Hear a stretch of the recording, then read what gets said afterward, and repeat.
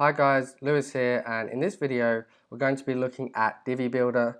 Divi is a front-end visual page builder for WordPress. It's from Elegant Themes.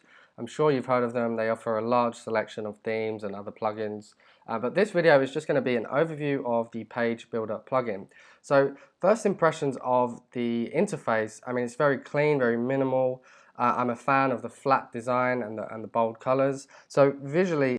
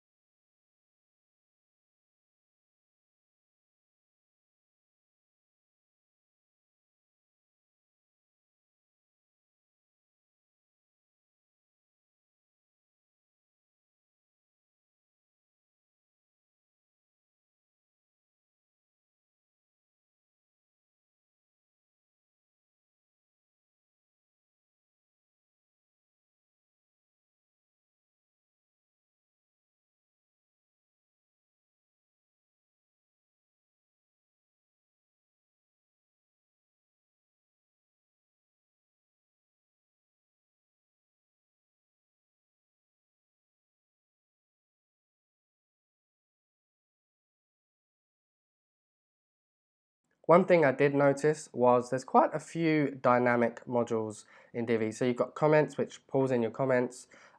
You've got, what else have you got here?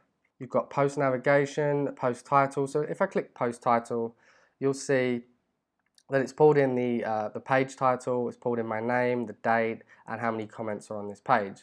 Now, because of this, you can build out a very dynamic, adaptable page. So something like a single post template, that's not something that you can build with any page builder. So I think that's quite good. I like the direction they're taking there.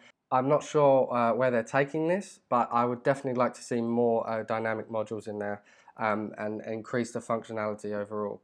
Now, they also support global modules. So I can actually save this here and I can give it a name, and it also gives you selective sync options, which I found really cool. So if you wanted to just apply the design settings to the global element, you can do that. So that means you can have the same element on multiple pages. You can change the actual content, but you can keep the styling settings, and you can also do it in reverse. So it's nice to have that option.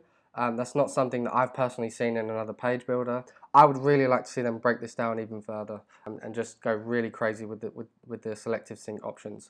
But so far, really happy with that. Let's talk about flexibility. There are plenty of styling options for each of the modules. So if I open up this button settings here, go into design, and you can see that there's a ton of different styling options here, and this is just the design for a button.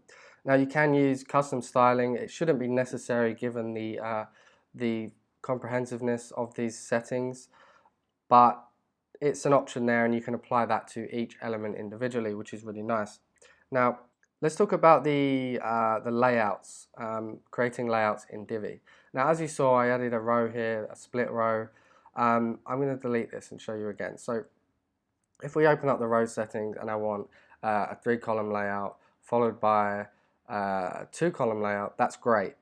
But let's say I want to adjust this so that one column is slightly wider than the other. Actually, there's no real way to do that. In another page builder, I might drag this middle section here and just drag it across, but that actually moves the entire thing. The only way that I've found to do this is to open the settings for that row, go into the Designs tab, and adjust the column padding, which is really not an ideal solution. That's something that I really think they should look at. And one more thing I wanted to talk about in terms of flexibility is the plugin itself. Now, there is a massive shortcode issue that a lot of people talk about, a lot of Divi users talk about, and that is if you deactivate or remove the plugin, all of your Divi built pages will end up looking like this. And these are just shortcodes that are generated by Divi, and they can only be recognized by Divi. So as soon as you deactivate the plugin or remove the plugin, you just get a jumble of code on all of your Divi built pages. So that's quite a big issue. It means that you're locked in to the Divi Builder. You always have to have it active on your site, and a lot of people really don't like that.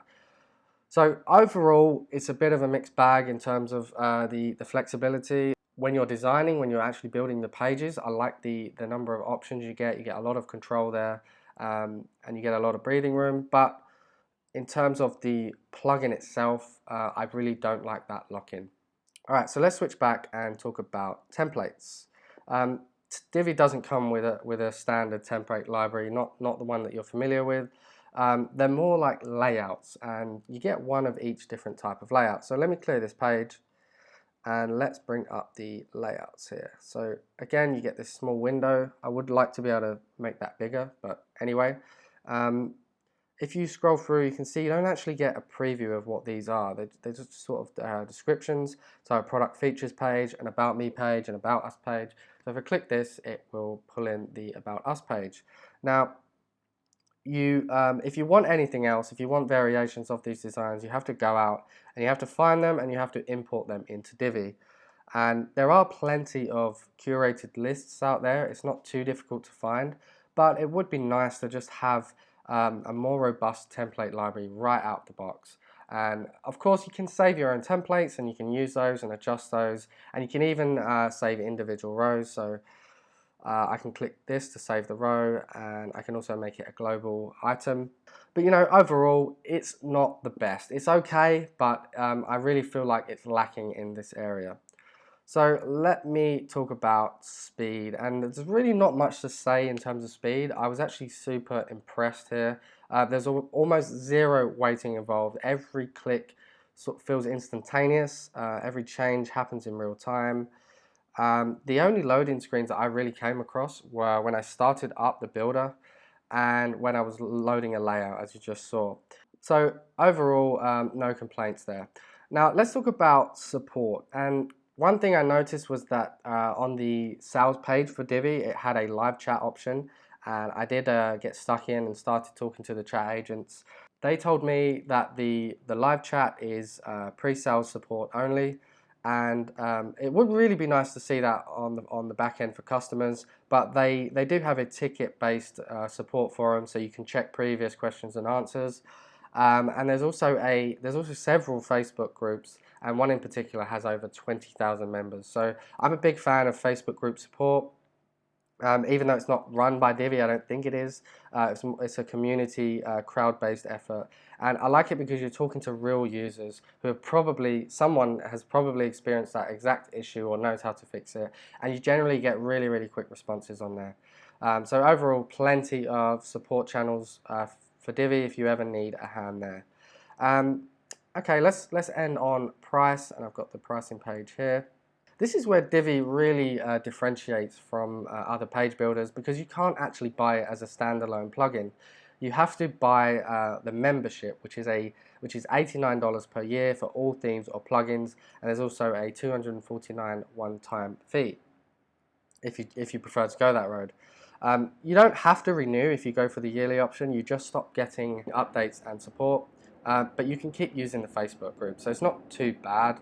And I think really it's a great deal, especially if you need the theme or another one of their plugins. And you can go on this page and click through and look at what they offer. That's outside the scope of this video. But like I said, it's not a bad deal. It's really not a bad deal, and you can use this on as many sites as you want. So that's my review of the Divi Builder. I hope you enjoyed this video, and I will see you in the next one.